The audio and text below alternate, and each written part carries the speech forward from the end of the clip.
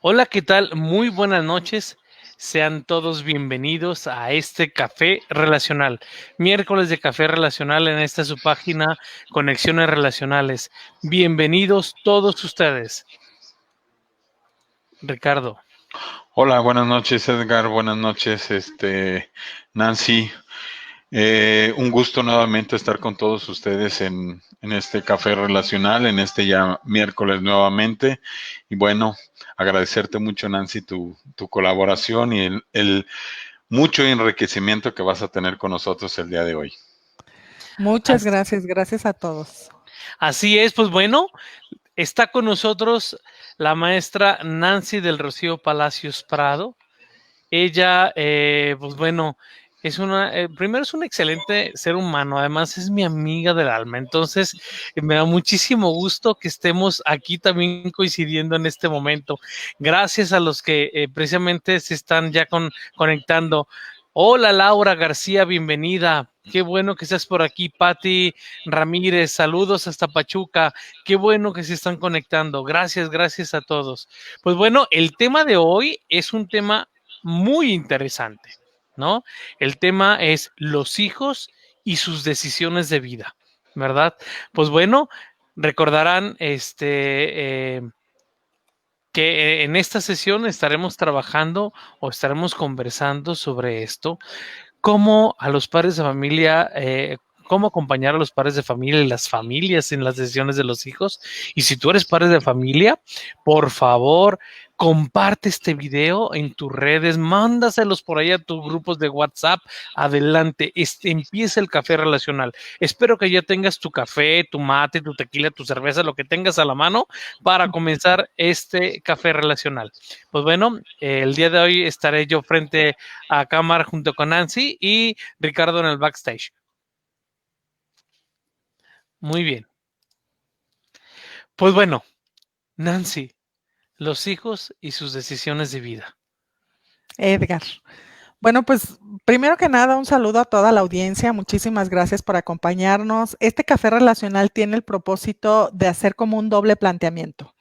Por un lado, para los que nos dedicamos a la salud, nos dedicamos al tema de la psicoterapia, sistémica o relacional. Y por otro lado, también, bueno, y digo porque es mi expertise tal cual, ¿no? Y por otro lado, también a los padres de familia que de pronto tienen que acompañar estas decisiones de vida de los hijos. Entonces, en este doble rol, a mí me gustaría también compartirles este doble rol que también vivo.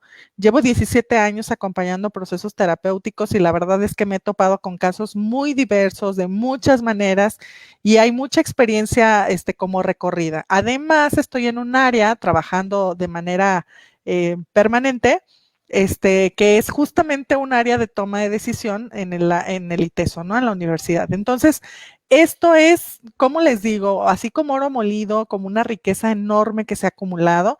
Y por supuesto, pues también tengo la experiencia de mamá. Entonces, esto con todo gusto yo lo comparto porque muchas cosas dice la teoría o muchas cosas dicen los elementos, como más apegados al, pues a los temas de comportamiento, a los temas de psicoterapia, pero cuando lo estás viviendo tú, cuando son tus hijos, no hombre, o sea, te duelen los huesos, ¿no? O sea, de tantas cosas como tan importantes que pasan de pronto en las familias.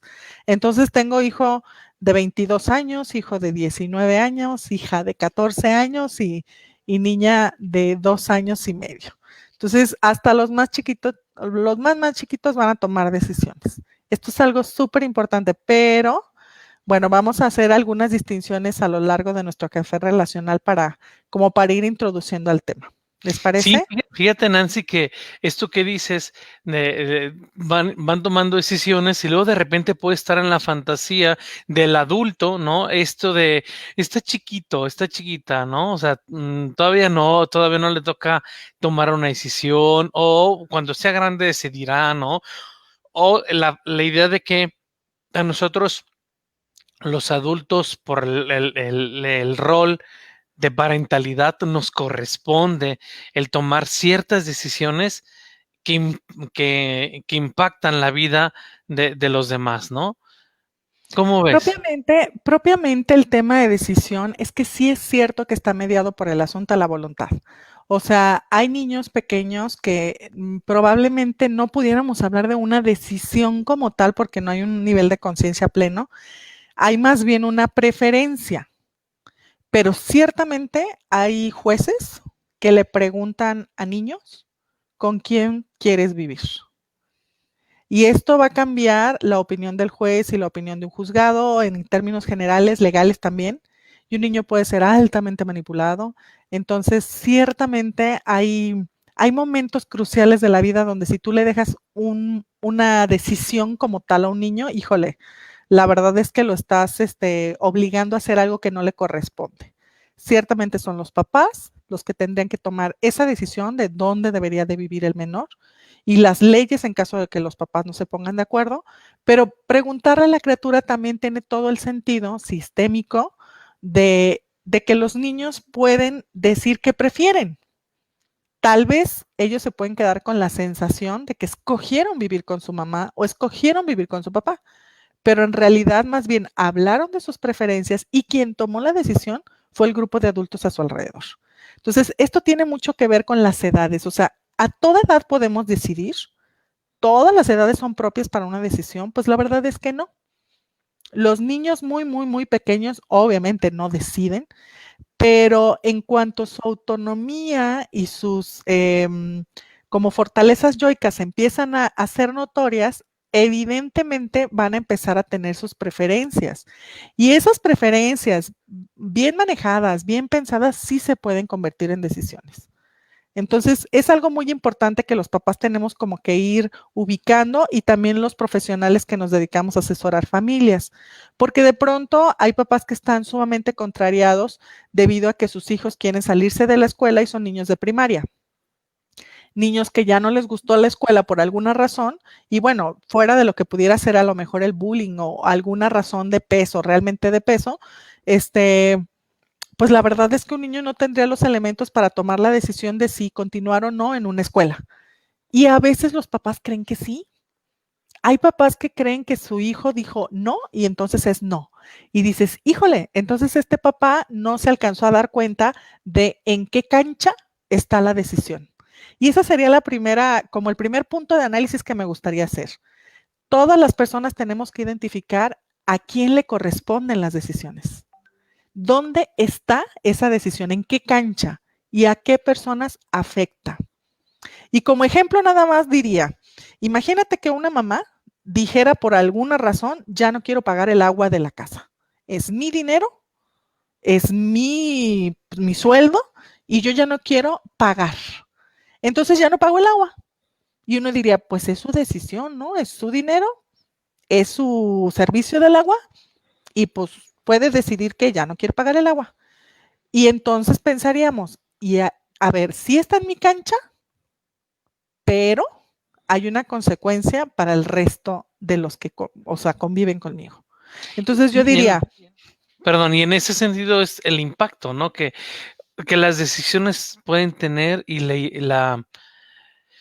que se nos olvide que lo que decidimos implica a otros más, ¿no? Totalmente. ¿Y sabes qué? Aquí pondría una ponderación.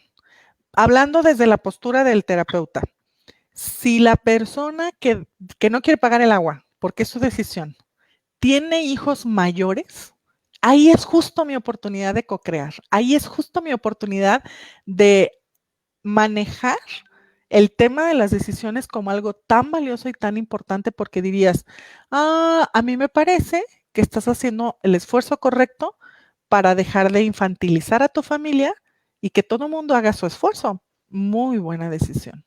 Qué padre que ya no pagues el agua. Eso me parece que te va a llevar a donde tú mismo has dicho que quieres llegar, que es a que todo el mundo coopere. Y entonces dices, no, muy bien, qué bueno que no la pague, pero ¿qué tal que es una mamá de niños pequeños, menores de 5 años, y que efectivamente está con una carga fuera de toda proporción y una mamá que se rehúsa a lo mejor a seguir estando pues a lo mejor en la responsabilidad de los hijos y decir, ok, es una decisión a quien afectas, como justo acabas de decir, y entonces, ¿qué tendría que suceder? O sea, si tú te das cuenta de a quiénes afectas, ¿de qué manera podrías garantizar o asegurar que estos niños estén protegidos, ¿no? O sea, me queda claro que tú como mamá estás llegando a un límite, entonces ¿a quién vamos a acudir para que continúe con esta parte que tú ya no podrías? Entonces, esto es algo súper interesante, ¿eh? O sea, las decisiones forman parte de la vida y todo mundo sabemos. Sí, yo decido desde que me levanto, que comí, ya sabes, ¿no? Este argumento de todos decidimos todo el tiempo, pues es que no todo lo decidimos, ¿eh? Estamos como más bien orientados a estar siguiendo algunos patrones donde no hay una toma de conciencia, donde no hay un análisis y por lo tanto no podríamos hablar de una decisión plena. Sí. Efectivamente, ¿no? Oye, Nancy, fíjate que ahorita que mencionas esto, una decisión plena.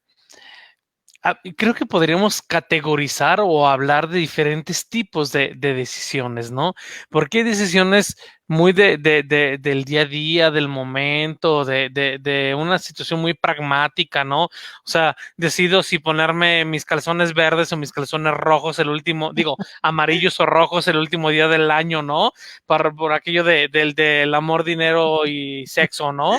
Etcétera, ¿no? Es lo que podemos yo puedo decidir o si no me pongo, también puedo decidir, ¿no?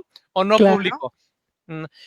Y en este tipo de decisiones que pueden ser como muy cotidianas, a las decisiones que tienen una relevancia mayor, no solo para la persona, sino para su sistema, ¿no? Así Y es. entonces, por eso el tema que nos propusiste tenía este apellido, ¿no? Así es. Decisiones de vida.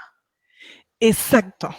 Ese es el segundo punto donde me gustaría que nos enfocáramos por un segundo. ¿Qué pasa con las decisiones que van a cambiar el camino o el rumbo de tu existencia?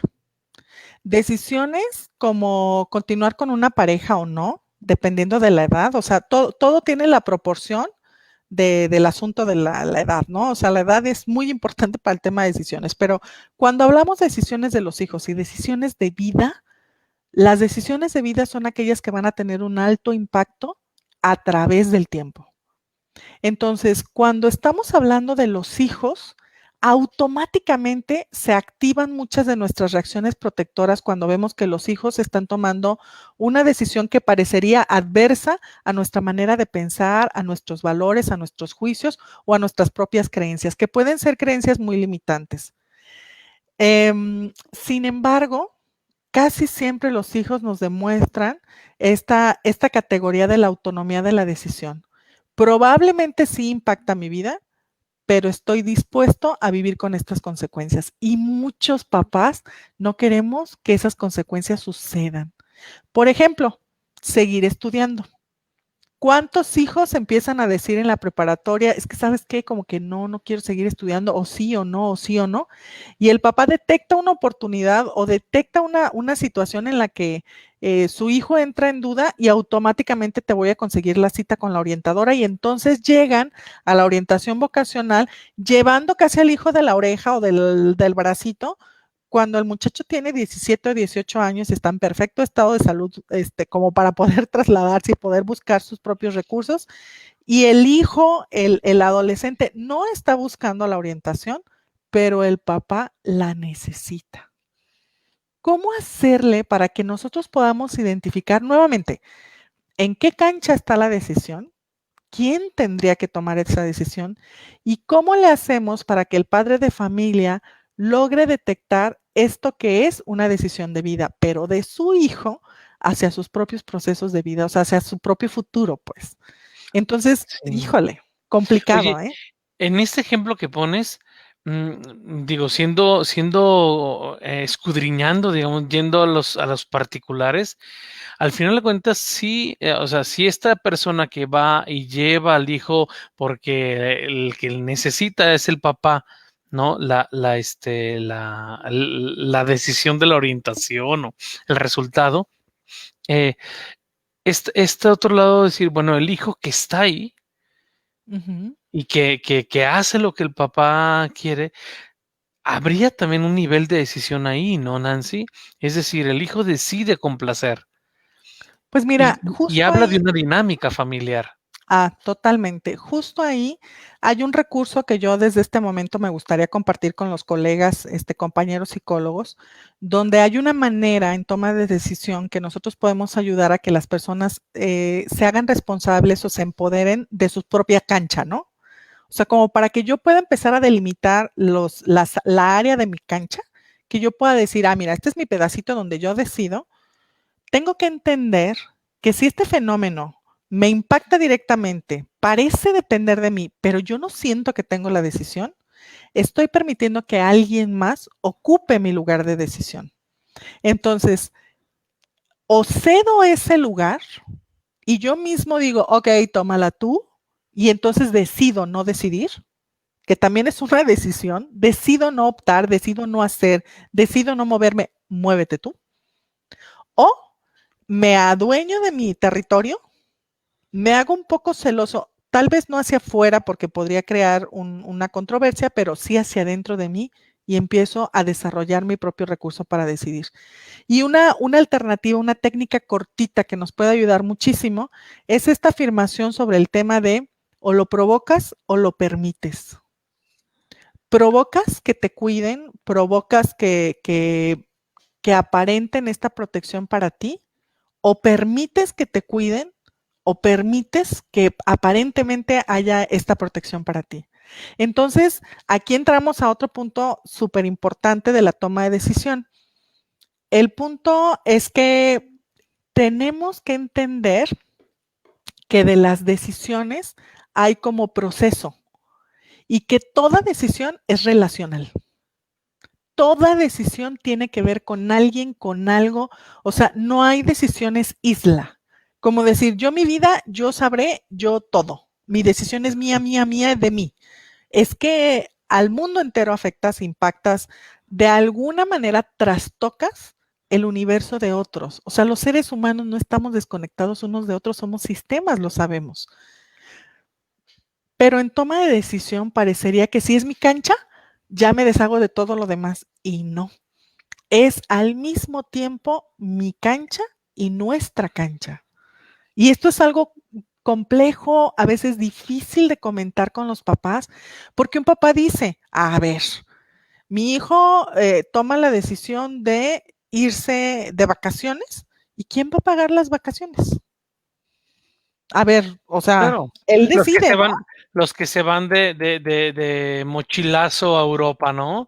Porque quieren experimentar la vida, ¿no? Y todo lo demás antes de tomar una decisión que los comprometa mucho tiempo, ¿no? ¿Quién lo Así paga? es, exactamente. Y el papá dirá, no voy a pagar. Ok, esa es la cancha del papá, esa es la decisión del papá, pero la consecuencia sí es de todos.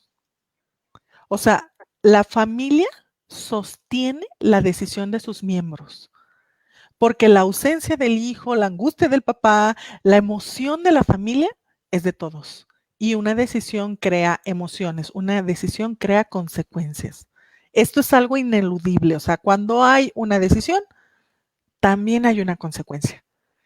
Y para tomar decisiones hay algunas alternativas, o sea, hay cosas que nos pueden funcionar para que salgan más o menos o para que nosotros podamos entender que tiene o puede tener como mejor pronóstico una decisión. Eso también está claro, ¿eh? O sea, una decisión no es buena o mala por sí misma, es un acto humano, ¿no? Es un acto tal cual. Sin embargo, el juicio de valor lo podemos atribuir a las consecuencias. Hay consecuencias que no son favorables. Hay quien toma la decisión muy claro y muy a gusto de tatuarse toda la cara como si fuera un ajedrez. Y dices, ándale, el cuadrito, pues quedó padre, pues sí. ¿Por cuánto tiempo? Pues a largo plazo, ¿no? Es una decisión para toda la vida si es que pues uno piensa que no se pueden deshacer estos tatuajes. Y alguien diría, me siento muy orgulloso, estoy muy cómodo, para mí está súper bien tatuarme. Y para otra persona, un pequeño tatuaje en algún espacio del cuerpo del hijo no lo puede tolerar. Y yo les quiero platicar aquí una anécdota personal donde a mí me fue súper mal con el tema de los tatuajes. Yo me enteré de un primer tatuaje, creo que era el primero, no lo sé, de mi hijo el mayor. Tengo permiso, lo juro, de poder platicar esto, porque obviamente hay afectaciones de repente, pero les quiero platicar que a los 17 años él toma la decisión de hacerse un tatuaje aquí, en el cuello. Y es un triángulo negro de bastante así como muy grueso, ¿no? Ay, no sé, o sea, dimensiones ahí.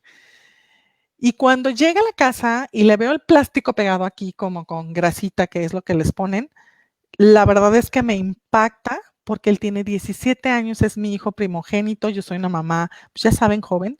Entonces, la verdad es que con todo y que Jovencísima, soy amiga, jovencísima, jovencísima. jovencísima, de verdad, soy terapeuta, he trabajado procesos con jóvenes durante toda mi carrera, me siento muy cómoda trabajando con chicos, con jóvenes, y llega mi hijo tatuado y me duele la panza. Sorry, es su piel, sorry, es su cuerpo, pero hay un montón de mecanismos que se activan en ti.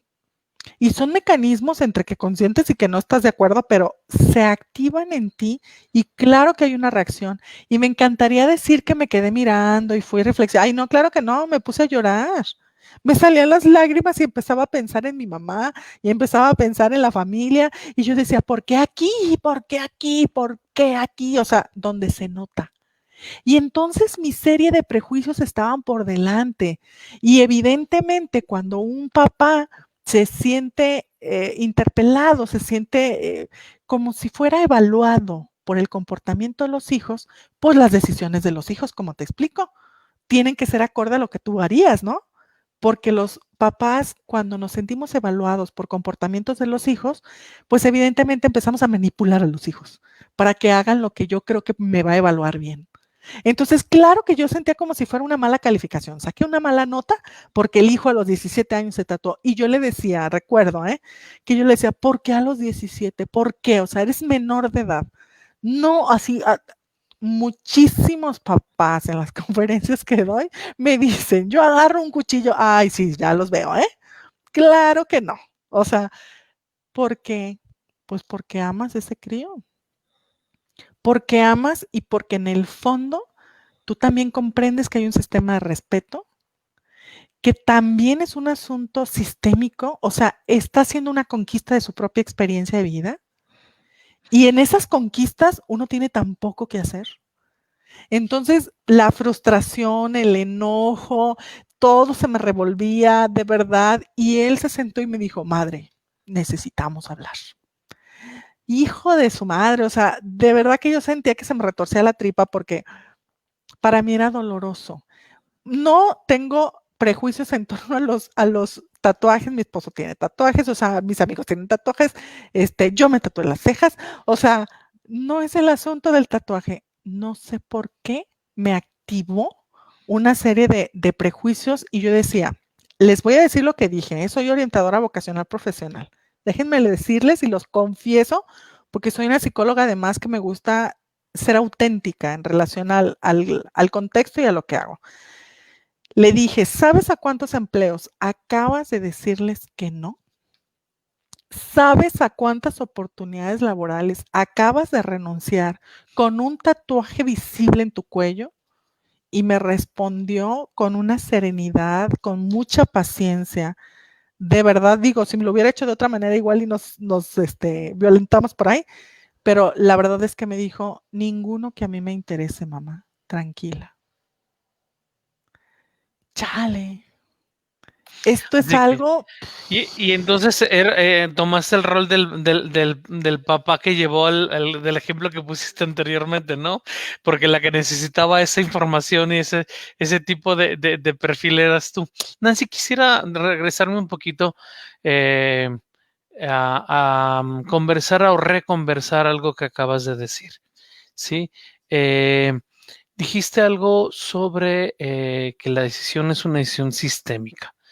Me gustaría preguntarte y que nos dijeras por qué es sistémica y por qué es relacional esta decisión de un miembro de la familia, ¿no? Porque me da la impresión de que la manera en la cual los hijos aprenden a tomar decisiones en la vida, crea isomorfismos, ¿no? Dentro de la misma dinámica familiar y el isomorfismo de la decisión, es decir, cómo es que también se repite esta esta situación, esta manera que lo hace isomórfica, ¿no?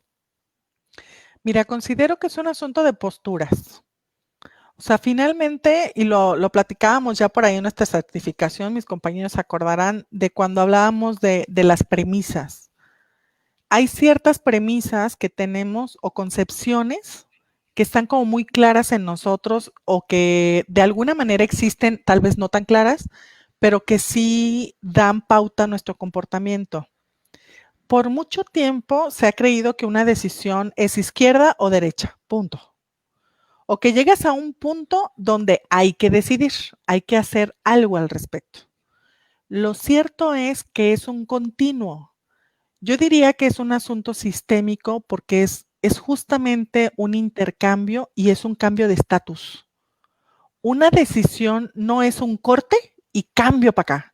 O es un corte y me hago otra persona y por lo tanto me doblé y hice algo en contra de la naturaleza o de mi propia física. No, para nada.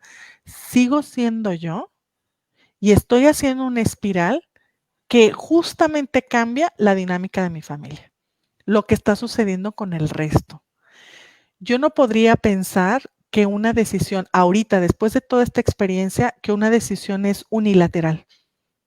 Que tú escoges tu carrera y pues que se friegue el que se tenga que fregar. Yo sé que se tiene que negociar. Yo sé que escoger no solo es escoger, que también hay cosas que hay de fondo que se tienen que argumentar, que se tienen que sanar en algunos casos. Y cuando hablamos de decisiones de vida, pues también hablamos de errores, también hablamos de situaciones complicadas. Hay personas que toman decisiones trágicas. ¿Quién se subió al coche de otro mientras estaba alcoholizado y tuvieron un accidente y perdió alguno de los miembros de su cuerpo? Y entonces una decisión que duró fracciones de segundo impactó para toda la vida. Pero obviamente sin ese deseo. Entonces toda la familia tiene que asumir estas nuevas consecuencias y esta nueva realidad. Entonces, lo que yo llamaría decisión es un cambio de estatus. Sigo siendo yo, pero estoy haciendo ajustes en mi estatus que también va reelaborando el contexto familiar, ¿no? Y ¿Podría ser un entonces, tipo de cambio uno, Nancy? claro, Que modifica la estructura.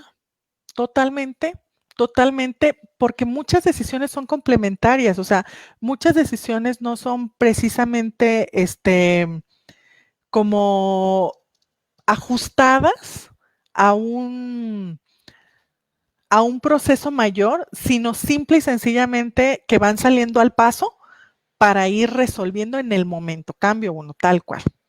O sea, Sí. tal cual. Y que el cambio de segundo orden a lo mejor podría ser más sobre el proyecto de vida futuro, podría ser, es decir, en el proyecto individual, que no sé si poder, si, con lo que dices tú, y estoy de acuerdo contigo, qué tan individual sea, que no sea fruto de justo también de un, incluso de una metodología de toma de decisión que responde a una postura sistémica, ¿no?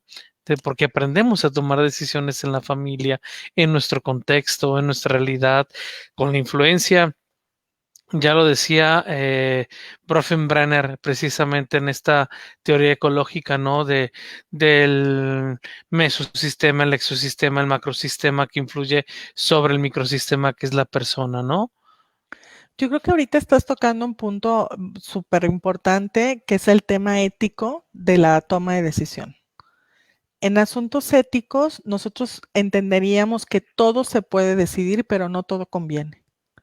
Que sí hay decisiones que no convienen a la persona, que no le iría bien, que van en contra de toda lógica, ¿no? O sea, en contra de la vida, en contra de la lógica, y por supuesto, uno diría, bueno, que no convienen a quién, a qué, o sea, exactamente qué estamos hablando. Bueno, pues es que si alguien te comparte en terapia que pretende acabar con su vida, uno diría, no, pues no conviene. O sea, no es como que no es algo que uno diría, ándale, vamos probando a ver cómo te va. O sea, tú inténtalo, a ver si lo logras y pues ya me platicarás. Pues si ya lo lograste, pues ya no me contarás, ¿verdad? O sea, obvio no. Hay decisiones que tendríamos que cuestionar seriamente y que tendríamos que acompañar. Ahí está el meollo del asunto del acompañamiento. Es tan delicado acompañar una decisión de vida, o sea, obviamente yo no puedo desacreditar el deseo profundo de una persona que desea en un momento dado no existir porque hay sufrimiento en su vida y porque se siente mega mal, ¿no? Sin duda, es como un escenario muy adverso y una situación compleja que requiere a lo mejor un cambio de estatus, un movimiento, una decisión. La persona a lo mejor se imaginó que la decisión era dejar de existir. Se acaba el problema, dejo de existir. Todos sabemos que lo que la persona busca es dejar de sufrir, dejar de tener el problema. Entonces, la reelaboración que el terapeuta pueda hacer, la sensibilidad para hablar de esa decisión que para el otro podría estar tomada. Yo les quiero platicar el caso, por ejemplo, de una mujer de unos 60 años que me llama y me dice, después de haber sido mi paciente algún tiempo, nos dejamos de ver como unos 8 o 9 años, y me dice, ay, nada más llamé para despedirme, fue un placer conocerte, creo que de las personas valiosas que me llevo, y yo, pues he de haber cambiado de país o yo qué sé, y me dice, me suicido, ya estoy lista, ya me voy y me despido de ti.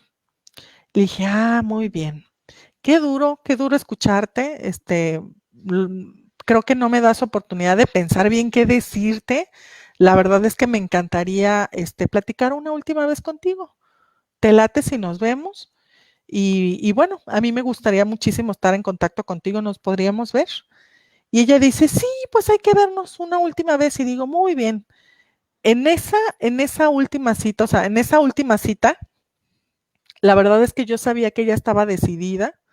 Ella lo expresó claramente, o sea, no es una ideación, no es un plan. Es una planeación, Entonces, exacto. es una planeación. Entonces, hay una situación emergente, es una situación sumamente compleja y cada terapeuta en su propia experiencia, por eso decía el tema ético, tendrá que revisar cuáles son sus patrones, sus premisas éticas, ¿no? Entonces, afortunadamente, digo, y no ha sido el único caso de cierto nivel, o sea, de cierta edad y con esta ideación o planeación suicida, en la que la persona toma la decisión de aplazar la decisión. Dice, ok, ya me voy. Sí, sí me voy, ¿eh? O sea, obviamente con el proceso terapéutico. La verdad mentiría si les digo cómo estuvo la sesión tal cual, porque creo que no me acuerdo en este momento, pero además porque estaba mega estresada, porque sí me importa y sí me impacta y claro que conozco a la persona y sé su situación. Finalmente, ella decidió aplazar la decisión. Yo dije, ay, me salvé porque ahora no tengo que hablar con la familia, o sea, porque hubiera levantado el sistema, o sea, hubiera tenido que alertar al sistema al menos para que supieran que esta situación pues era de hospitalización o algún tipo de manejo en particular.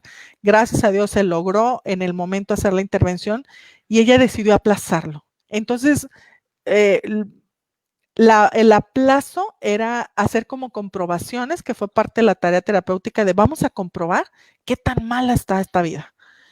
Y en estas comprobaciones se nos fue pasando el tiempo y ella empezó a encontrar elementos que la invitaban a vivir y afortunadamente se quedó, ¿no? Y sigue vivita y coleando y esperemos que así siga por algún tiempo. Entonces, sin Sí. duda, las intervenciones terapéuticas se pueden complicar muchísimo con temas de decisiones de vida o muerte. Fíjate, Nancy, dices algo bien interesante. Ella decidió aplazar, ¿no? Al final de cuentas, en la postura de cualquier terapeuta, aunque nuestro código deontológico nos pueda llevar a estar en pro de la persona, de la vida y todo lo demás, ¿no? Como los principios éticos básicos, ¿no? Los 4 pilares básicos. Sin embargo, la decisión es de ella, o sea, el que al final de cuentas, bueno, en ese momento, esta persona, afortunadamente para ella y para todo su sistema, ¿no? Decidió aplazarla. Que también, si hubiera decidido continuar con su plan, era una decisión. Entonces, podríamos decir que una decisión de vida, pues solamente puede ser una decisión de vida, pero una decisión de muerte porque ya no hay otra. Es definitiva. Exacto. Es Sí, sí, definitiva. O sí. sea, es que la muerte será ya la no decisión más, ¿no? Fíjate, aquí hay un comentario que me gustaría mostrarte, Nancy. Dice por aquí Lore Velázquez: pienso que nuestras decisiones afectan positivamente o no en nuestro alrededor. También hay que considerar que el contexto y el grado de impacto que incluye las características de las personas, etcétera. Por eso algunas decisiones sentimos son más complicadas que otras. Me gusta mucho el tema, gracias, ¿no? Gracias, Lore. Un abrazo. Sí, y hay otro, Ciertamente. igual y si quieres para comentar ambos, nos dice Ujú. Pilar: hay decisiones que toman jóvenes de 17, 20 años, por ejemplo, o que quieren tomar por respeto, el padre no interviene, ¿no? En ese sentido. ¿Cómo ves? Miren, yo tengo como muchas anécdotas, siempre soy como muy anecdotaria, cuando trabajo ciertas cosas. La verdad es que lo difícil de una decisión a veces se estriba en lo doloroso de esa decisión. O sea, el dolor es lo que hace que se complique. No te duele, pues lo decides, ¿no? O sea, dices, bueno, pues, no va a haber dolor de por medio y dices, bueno, la consecuencia es pronto. Les quiero dar, antes de que se me pase el tiempo y se me acabe, les quiero dar una técnica para una toma de decisión que nos puede ayudar a estas mediaciones cuando, por ejemplo, cuando el papá por respeto no interviene o cuando es mucho más difícil de tomar una que otra, así sea abandonar una relación de pareja o probablemente dejar de hacer algo que a todas luces parecería que está bien y la verdad tú sientes que no, entonces estás yendo como en contra de ti, etcétera. Entonces, esta técnica se llama 10-10-10. Es una técnica para una toma de decisión o para una conciencia en toma de decisión. Y la pregunta que tú te haces con este 10-10-10 es, ¿qué tanto me va a estar impactando esta decisión en 10 minutos? ¿En 10 minutos me cambia la vida? ¿En 10 minutos esto qué pasaría? O sea, ¿realmente pues es algo como tan trágico en 10 minutos? ¿Qué tanto es lo que yo puedo hacer o qué es lo que realmente esta estrategia nos ayudaría a saber cuáles son esas consecuencias ahora en 10 meses? Oye, en 10 meses, ¿esto que decido ahorita me va a impactar? ¿Va a seguir teniendo consecuencias en mi vida? O sea, en 10 meses esto es importante. Y a lo mejor ahí empieza a desinflarse las decisiones y decir, híjole, yo sentía que era pero importantísimo ir a ese concierto. Y pues sí, a lo mejor ahorita en 10 minutos sí me afecta mucho que no me dieron el permiso, pero en 10 meses a quién le va a importar, por Dios. O sea, no era nada, no era algo como algo gravísimo que no me dieran ese permiso, ¿sí me explico? Y entonces decido hacer caso, obedecer a ese no permiso, etcétera, etcétera. O sea, realmente en 10 meses esto va a tener valor. Y por último, el filtro de los 10 años. Y entonces te das cuenta que hay decisiones que realmente sí te van a afectar en 10 años, que realmente sí es importante esa decisión y que hay gente que dice, ¿creerás que nunca pensé cómo iba a estar con esta decisión en 10 años? Y realmente sí escogieron su carrera por una corazonada o pues por una señal divina que ellos interpretaron como señal. Y entonces ciertamente hay consecuencias no medidas. Entonces, esta técnica o esta estrategia más bien del 10-10-10, la verdad es que te puede ayudar a que otro pueda comprender el nivel, el impacto, lo profundo de esta decisión.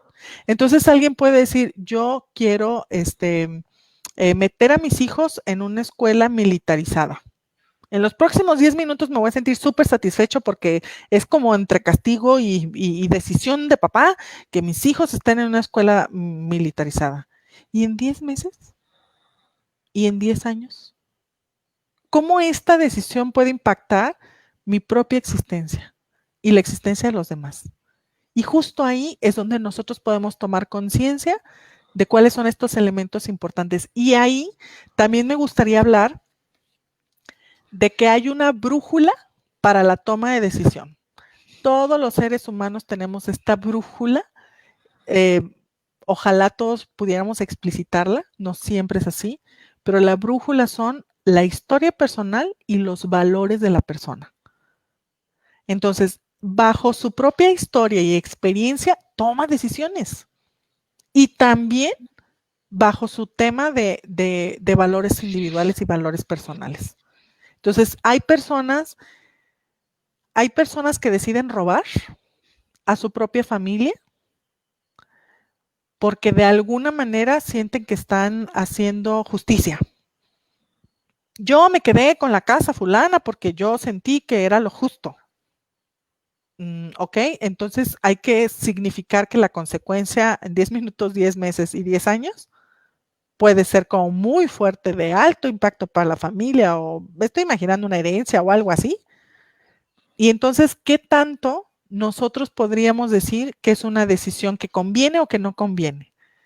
No que sea buena o mala, porque eso es un determinismo moral y no aplica para la decisión.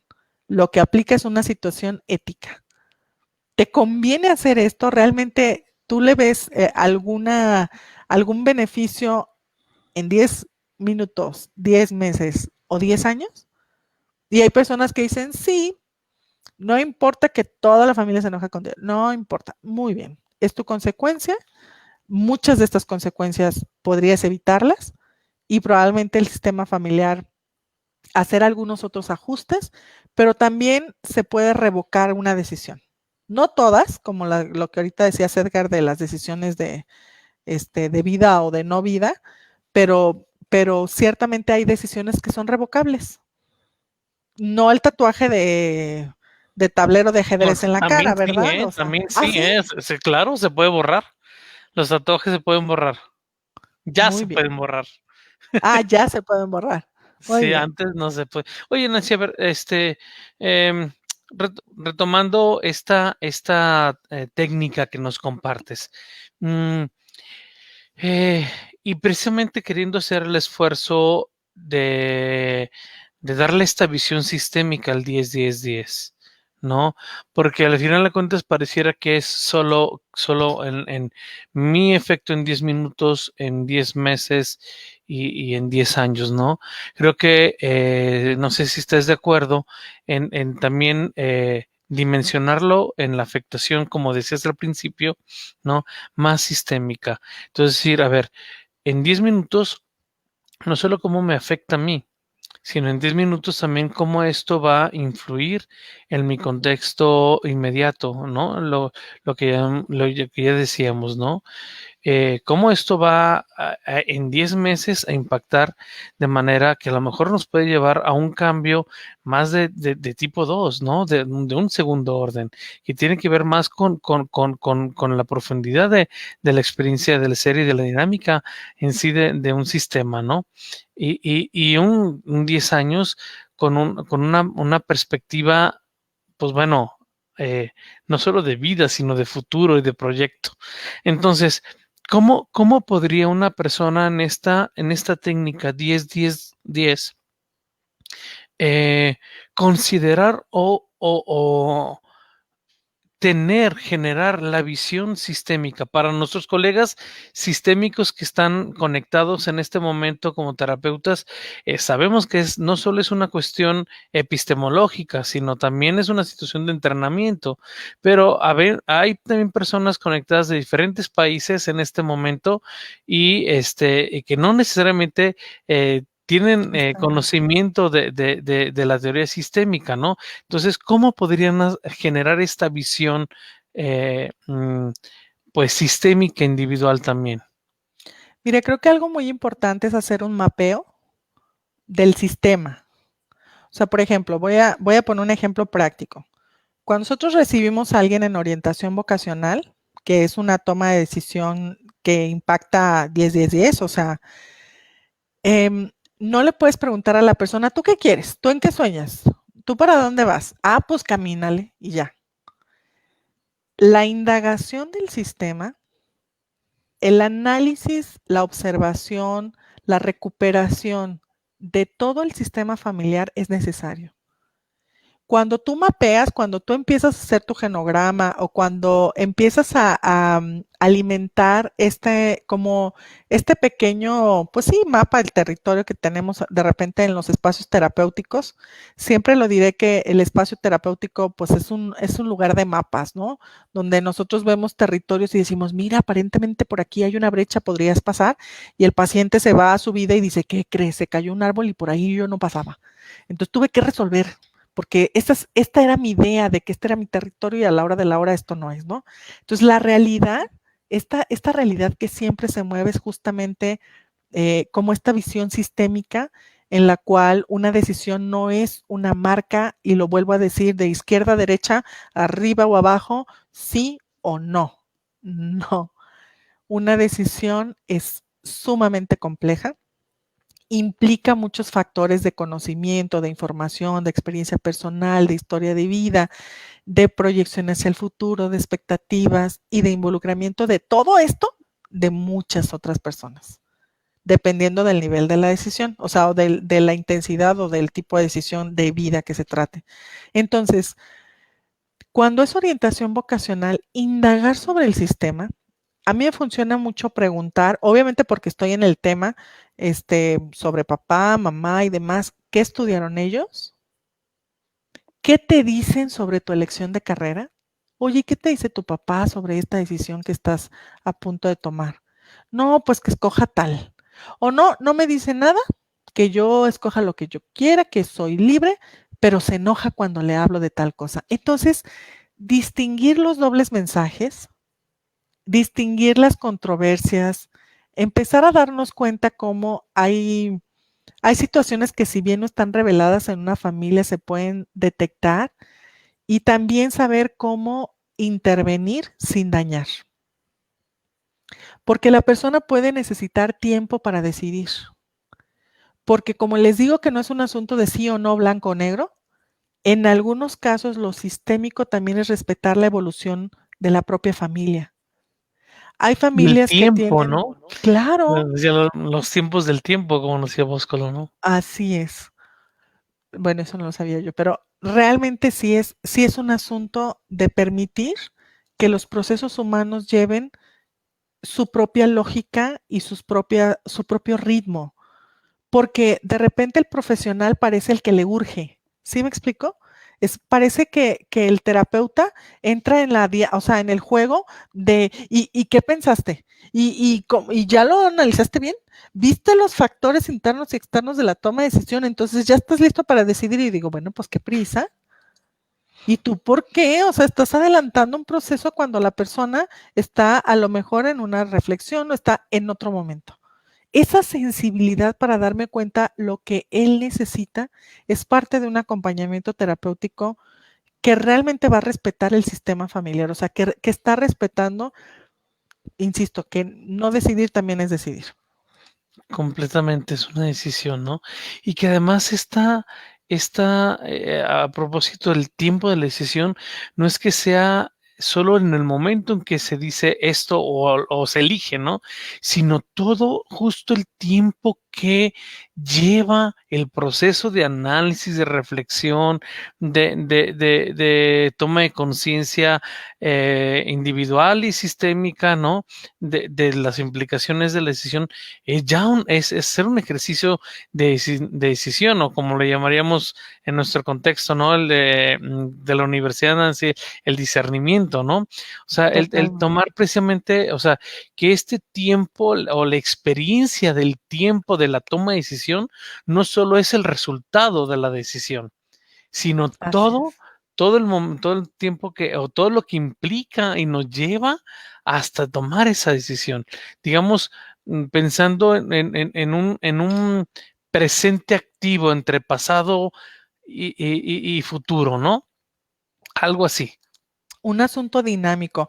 Quiero leer a la audiencia una experiencia que una muy buena amiga tuvo con su hijo pequeño y que publicó y que adoré, y le pedí autorización para compartirla hoy con ustedes, porque justamente, bueno, yo sabía que venía para acá, estaba invitada, y le dije, ay, es que tu experiencia la quiero leer.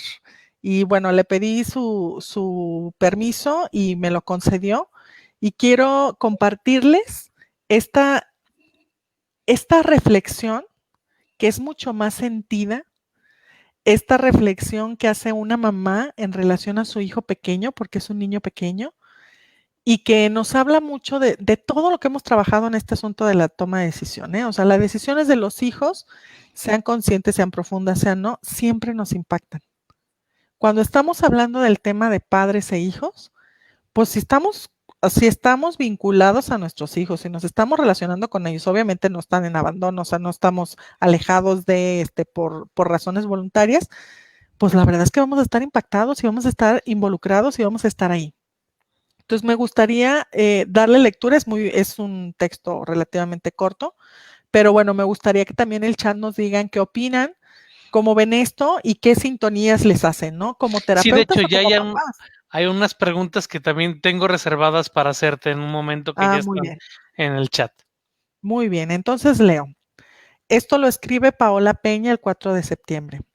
Mi amado Jonathan, hace demasiados años, cuando todavía no eras ni siquiera una idea, hice un pacto con tu tía Lacris y consistía en que si alguna vez teníamos hijos o hijas, respetaríamos sus gustos, aun a pesar de nuestras preferencias, criterio, prejuicios, etcétera, etcétera, etcétera. En este momento hablábamos del gusto musical y un poco también de la ropa, pero pues se entiende que el respeto por los gustos abarca mucho más. Aún no has cumplido 4 años y ya me pusiste la primera prueba.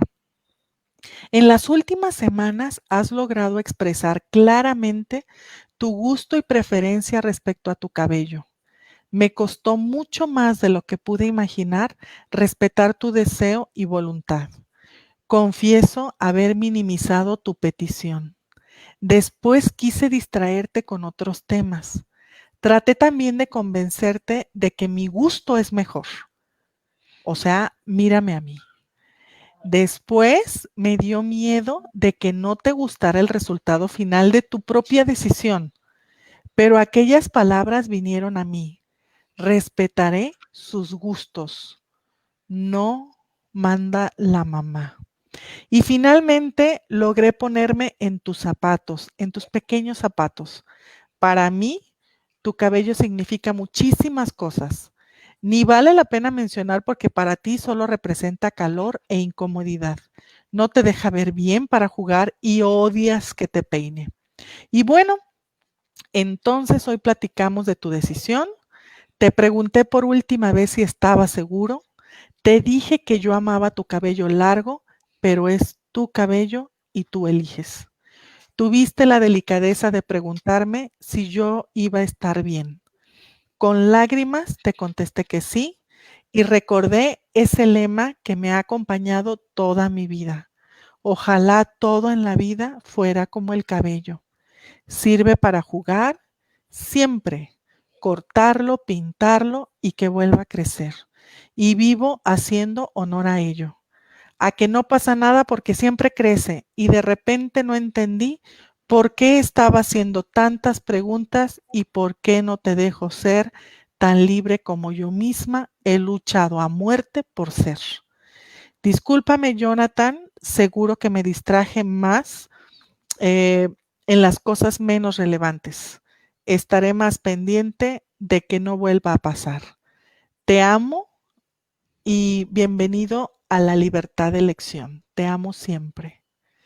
Y su mensaje se acompaña de las fotografías donde ella misma le corta el cabello a su hijo.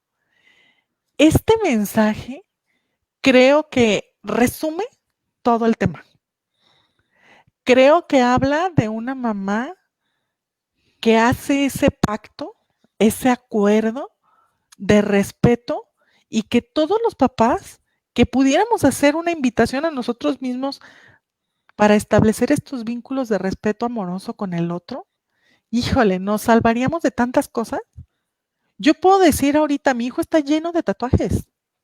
Los brazos, las manos, la cara, o sea, mi hijo siguió con los tatuajes, tiene 22 años y tiene todos estos años tatuándose. No se Amo, detuvo con el primero del cuello. claro que no, y venían muchos más. Amo cada centímetro de su piel. porque yo amo a mi hijo y su piel no tiene nada que ver con mi amor. O sea, el amor está por encima de todo. Entonces, la decisión que sea, la decisión que tome, aún algunas en las que yo no estoy de acuerdo y que sí son mucho más serias, realmente el amor es un proceso humano tremendamente compasivo y que nos va a ayudar a comprender la existencia del otro si lo permitimos.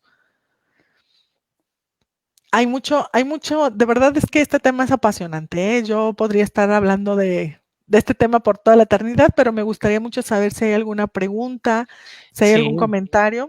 te las paso por aquí. Bueno, hace ratito nos decía Pilar, dice, te lo muestro, está en dos partes. Dice, me parece que a veces si los padres dialogaran y expresaran sus desacuerdos en dichas decisiones, los jóvenes podrían modificar. O sea, por respeto, entre comillas, los padres no intervienen, siendo que si lo hicieran, quizá la decisión de vida del hijo podría modificar su propia vida, ¿no? Eso nos dice Pilar Pérez Santa. Luego, Ana Robles nos dice, ¿a qué edad del hijo debemos como padres ser conscientes de que un hijo ya está preparado para tomar una decisión de vida? Me encanta el tema, muchas gracias. No, igual y si quieres comenzamos con estas dos. Ok. Bueno, en la primera yo creo que tenemos que cuidarnos de ser padres manipuladores o narcisistas. Perdón que lo diga así, ¿eh? O sea, nosotros en una decisión, o sea, tú puedes ver gran peligro, ¿no? O sea, tú puedes ver un peligro latente, real, que además obedece a tu propia experiencia, pero el hijo lo quiere correr. O sea, él se quiere ir de mochilazo a Europa, ¿no? Y quiere hacerlo.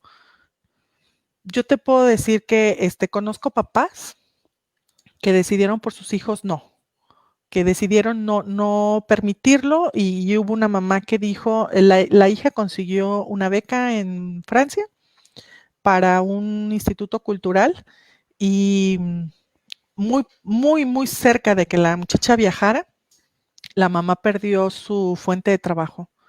Entonces era chef, perdió su cocina y ya no podía continuar trabajando. Impactó tanto a la mamá que le prohibió irse. La chica, bueno, resumen, no se fue. Me la encontré después en la cafetería y en la universidad. Estaba estudiando gestión cultural y me dice, es muy, muy evidente porque tenía así como un cabello azul muy, muy vistoso. Y la saludé y le dije, ay, te veo aquí, ¿cómo estás? Y me dice, mal, no me gusta México, no me quiero quedar en México. México no va a ser mi país donde yo voy a vivir. Y ya, bueno, pues esto está claro, ¿verdad? Entonces nada más se aplazó un poquito tu decisión y pues al rato te vas. Y me dice, no, ya me voy con mi novio, me voy a Francia y pues yo tengo un año en la universidad, ya tenía un buen rato ahí en el TESO y no le hablo a mi mamá. Dejé de vivir con mi mamá porque no me dejó irme. Entonces los papás estamos en una encrucijada fuerte, o sea, la relación por encima de otras cosas. ¿Qué otras cosas? Pues si no pone en riesgo su vida, o sea, si de verdad hay un asunto de vida o muerte, pues sí, obviamente los papás queremos intervenir y queremos salvar a nuestros hijos, obviamente, pero también tenemos que entender que ellos tienen derecho a equivocarse o no tienen derecho a equivocarse. Pilar, ¿no podrían de pronto ellos decidir algo que parece muy arriesgado, pero ganar? ¿O no podrían ellos realmente hacer su propia historia, como lo comenta Paola en su mensaje tan bonito de yo también he luchado por hacer mi historia y he hecho locuras y cosas que van en contra de la lógica, pero pues he tenido resultados favorables para mí porque he podido reencaminar o reencontrar mis decisiones. ¿Que los hijos no podrán hacer lo mismo? Esa sería una observación en torno a lo que Pilar nos comenta. Y sobre lo que nos dice Ana, ¿qué edad? Pues es que los hijos, a ver, ellos van a ir marcando un pasito. Bueno, primero, esta es mi opinión totalmente abocada a mi experiencia, los hijos van a proteger a los papás de toda información que consideren que un papá no está listo para recibir. ¿De acuerdo? O sea, el hijo te protege como papá para que tú no te enteres de lo que tú no estás listo para escuchar. Completamente, fíjate, Nancy, a mí yo a veces le he preguntado a los adolescentes cuando, o en terapia o en algún diálogo informal, y me cuentan algo y me dicen, oye, pues me cuentan esto, y les pregunto yo, oye, ¿tus papás ya saben esto? Les dicen, uy, no, o sea, si saben, me matan, ¿no? Oh, no, si saben, no, o sea, me desheredan, ¿no? Me corren de la casa.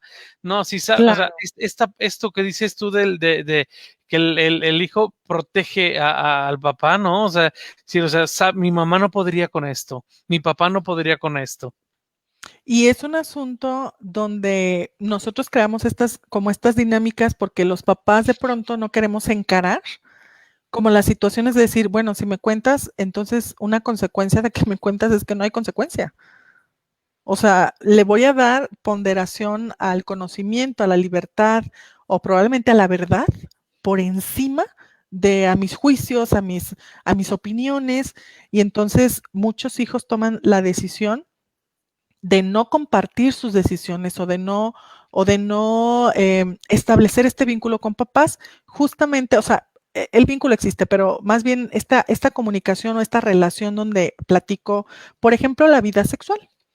O sea, muy pocos hijos comparten su vida íntima, su vida sexual, no porque te cuenten la experiencia, ¿no? Que viven. Obviamente es algo muy privado, pero sí asuntos de salud que te podrían decir, oye, podríamos ir al médico, creo que no ando bien, me parecería, pues claro que no, o sea, no te dicen.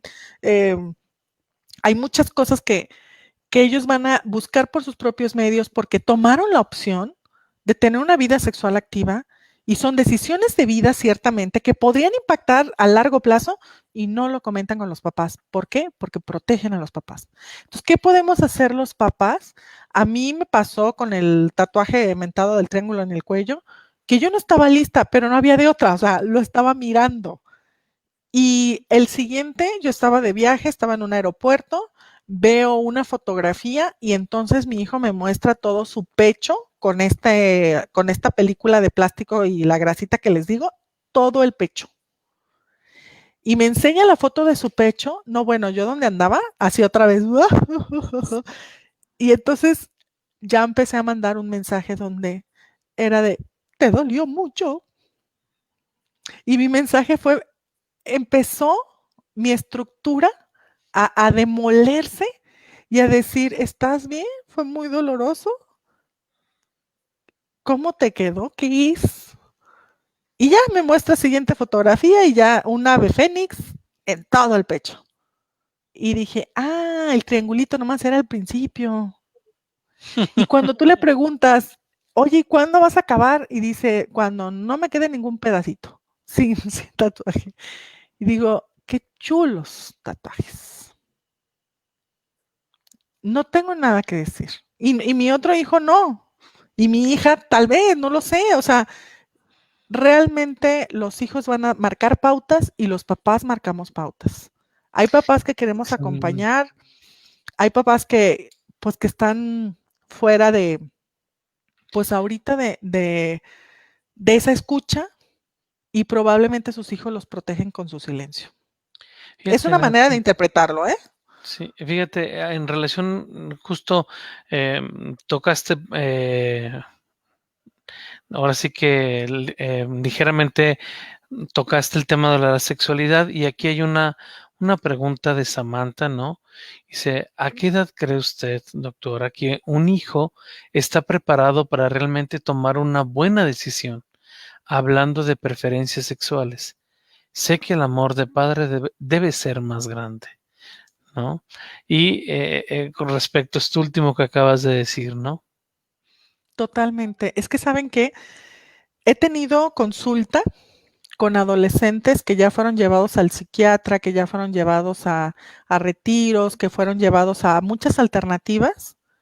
Y cuando llega la o sea, hacemos como toda la parte del encuadre y demás, y la terapia de familia y la confidencialidad, y qué sí se vale y qué no se vale cuando trabajo con adolescentes. Y bueno, una parte de mi trabajo con adolescentes es el abordaje de la confidencialidad. Entonces yo le digo al papá, a menos que corra peligro su vida, yo voy a guardarle a él su historia.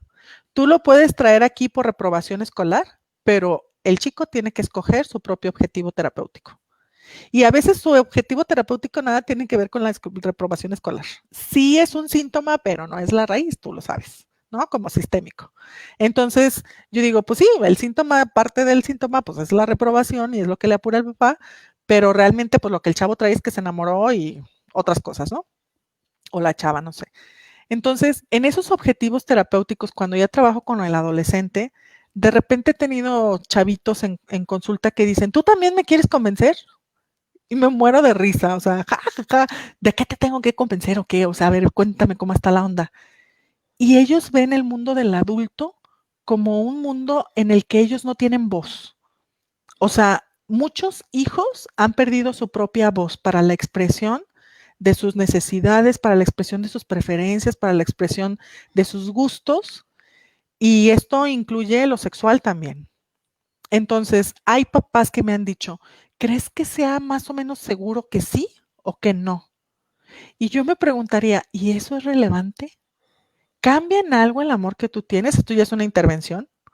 O sea, ¿cambiaría esto la opinión que tienes de tu hijo? Sí, sí cambia mucho. Muy bien, entonces hay mucho que trabajar, ¿no? Porque, porque realmente no es relevante. Hay cosas en las que una familia puede seguir siendo y amando y estando independientemente de lo que no independientemente, más bien con el miembro, con la familia, o sea, dejando de tener chivos expiatorios que no se comportan como lo esperado, ¿no? Y que entonces sobre ellos se atribuyen un montón de características que tienen que ver con la culpabilización o con los que presentan el síntoma, etcétera, etcétera. Entonces, hay cierta rigidez en algunas familias que ciertamente producen de alguna manera que alguno de los miembros sea observado, y esto por todos los compañeros que, pues, que no están en el enfoque y que a lo mejor no es como tan común escuchar, que de alguna manera están presentando comportamientos que alertan al sistema, pero que pues se trata más bien de un chivo expiatorio como tal, ¿no? Entonces, creo que sí hay edad, o sea, yo diría, por ejemplo, que un niño de 8 años, probablemente un asunto de preferencia como tal, yo no lo vería como tal, o sea, una orientación sexual a los 8 años, yo diría, me parece que no es como ni tiempo, pero si el niño o la niña lo expresa, hay que tener escucha, no sabemos qué va a pasar. Y el niño y la niña van a hacerse camino y espacio poco a poco a través del tiempo, y esto es algo que todos vamos a saber después. ¿Sí me explico? O sea, sigue siendo el continuo. Otra vez y otra vez y muchas veces los invitaría a que no pensaran en sí o no. Es como decir, salió del closet. ¿Salió? Pues cuando estuvo adentro. Siempre siguió siendo él. Es el mismo, pero que a lo mejor te comparte cosas que antes no te compartía. Punto. Entonces, creo que tiene todo que ver con las decisiones. Me da la impresión que cuando alguien pregunta si otro tiene capacidad de decisión, es que tú ya lo crees incapaz de decidir. Automáticamente con la pregunta, yo creo que está declarado que yo sí creo que hay una edad en la que no tiene decisión. Y la verdad es que son decisiones arcaicas, a lo mejor pues, inmaduras o no sé cómo decirlos, no elaboradas, no pensadas o reflejas o más, menos complejas, pero a final de cuentas ya son preferencias que se pueden convertir en decisiones. Y hablo del cabello, y hablo pues a lo mejor de la moda, y hablo de la ropa, y hablo de los gustos, y hablo de los hábitos, y hablo de muchas cosas, ¿eh? O sea, los temas de los hijos son muy variados, aunque no es lo mismo que estemos hablando. O sea, entonces un niño de 12 años puede decidir fumar.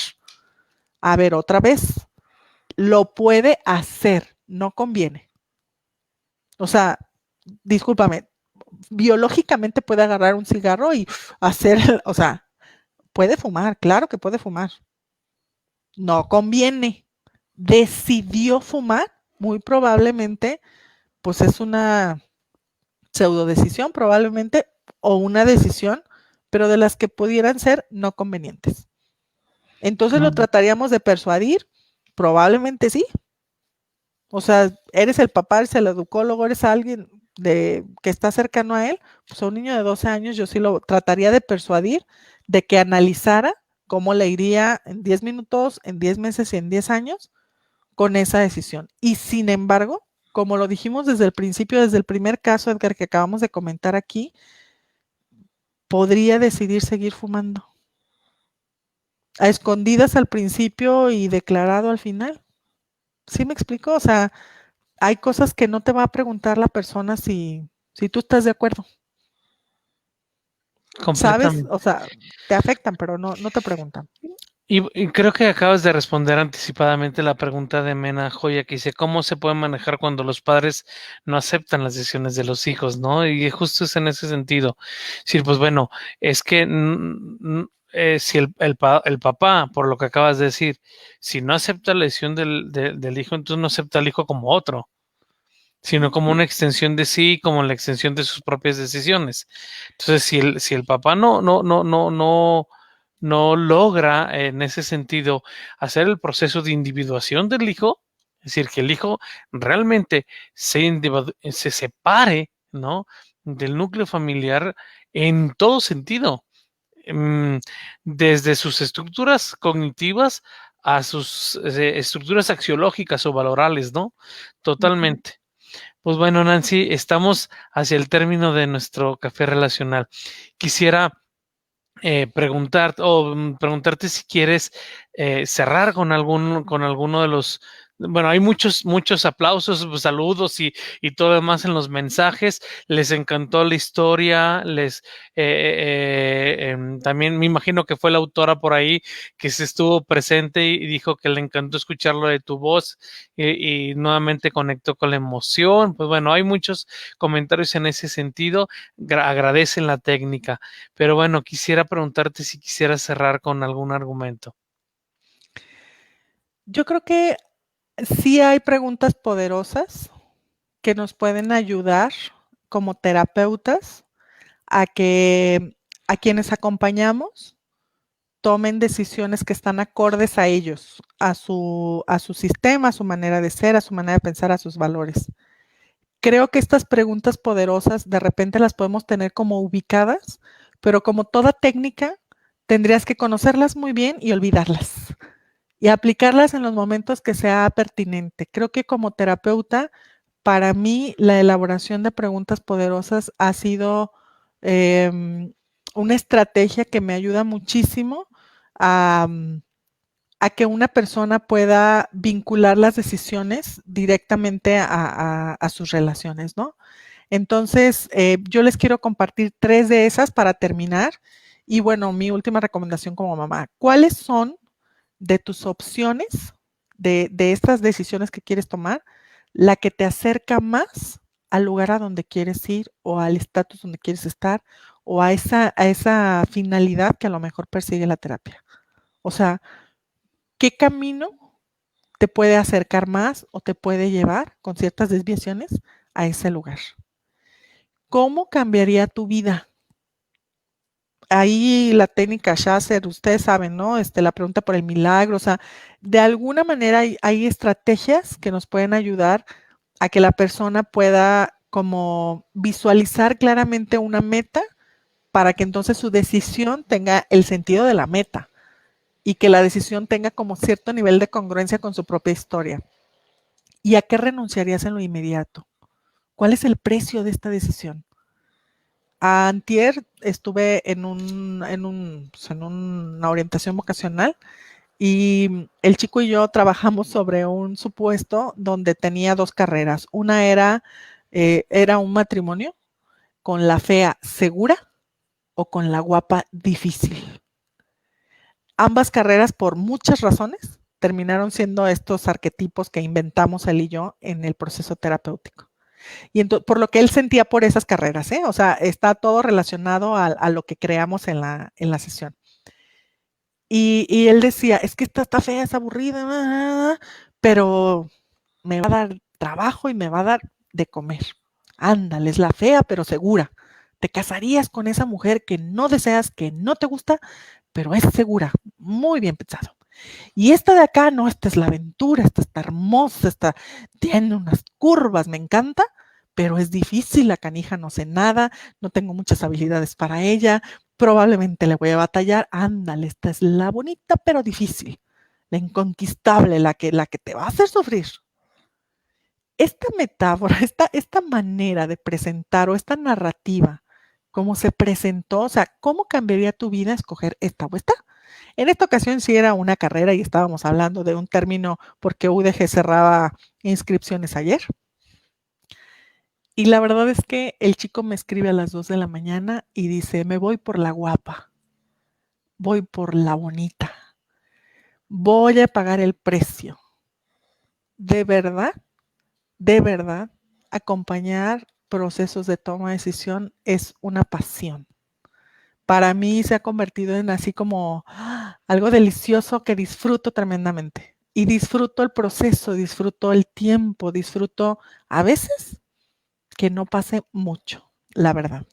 Entonces, como terapeutas, pues paciencia, colegas, paciencia y mucho respeto por los procesos humanos, ¿no? O sea, por este tiempo que de pronto no es nuestro tiempo, es el tiempo del otro. Y bueno, como mamá, la verdad es que acompañarnos, hacer equipo y probablemente platicarnos nos ayude en cierta medida a compartir nuestras preocupaciones y a entender. Desde mi punto de vista, la única recomendación, mi recomendación final en relación a la toma de decisiones es, tú no estás siendo evaluado por el resultado de tu maternidad o tu paternidad. Los papás hacemos un esfuerzo y de verdad estamos ligados a la vida y de ninguna manera esto te califica como buen papá o buena mamá. ¿De acuerdo? Entonces, tú haces tu esfuerzo, tú haces tu lucha y la vida se encarga de lo demás. No va a haber una recompensa, no hay un premio, no es una calificación y muchas cosas no suceden de manera lineal. Entonces hay que sentirse contento con la vida que uno tiene. Si crees que las decisiones de tus hijos andan muy mal y son muy feas y que difíciles, voltea a ver porque a lo mejor las que estás dejando de lado son las decisiones que estaban en tu cancha. Ese sería mi último comentario. Muchísimas gracias. Gracias por su tiempo y gracias a todos por sus saludos. Sí, muchas Ya los veré. gracias. Bueno, pues precisamente le estuvimos proyectando el correo electrónico de Nancy es nancypalaciosgdl@gmail.com. Si quieren contactarla, si no, seguirla ahí en su fanpage que tiene en Nancy Palacios Prado, o lo pueden arrobar poniendo @Nancy Palacios Prado y les aparece directamente su página. Nancy, muchísimas gracias. Gracias por este espacio que nos compartiste, que nos regalaste. Y pues bueno, a todos ustedes decirles por favor que la próxima sesión de Café Relacional, el próximo miércoles 7 de octubre, tendremos como invitada a la maestra Claudia Rangel. Ella, si recordarán con las sesiones pasadas, hemos estado hablando sobre el cómo prevenir el abuso sexual y todo lo demás. Y este es un tema que ustedes, nuestra audiencia, nos solicitaron, ¿sí? La intervención de la psicología jurídica en casos de abuso sexual infantil desde un organismo civil. Entonces, la parte jurídica, precisamente del abordaje, de la prevención y de incluso qué sucede cuando desgraciadamente esto pasa, ¿no? Entonces, los esperamos el siguiente Café Relacional del 7 de octubre. Y pues bueno, en este momento también, pues ya está con nosotros Ricardo. ¿Estás muteado? Listo. Hola. Bueno, muchísimas gracias, Nancy. Un gran placer, muchísimas enseñanzas. Te lo transmito. Por ahí mi esposa también estuvo escuchándote y creo que tengo tema ahorita para la cena. Muchísimas gracias y es un gran placer. Hombre, Así es un es. honor, ¿eh? Estar en la cena de ustedes así es un honor. Ojalá algún día toque de otra manera, ¿verdad? Que me inviten también a cenar. Claro que sí. Claro. Pero gracias, ¿eh? Gracias, Edgar. Gracias, Ricardo. Y a toda la audiencia. Muchas gracias. Muy bien. Nos esperamos entonces el próximo miércoles de Café Relacional. Un abrazo hasta donde estén, en su ciudad, en su país, y seguramente los que nos van a escuchar en la reproducción posterior, pues bueno, recuerden compartir la liga y darle me gusta o seguir a la página de Conexiones Relacionales. Gracias a todos, que pasen muy buenas noches. Hasta luego.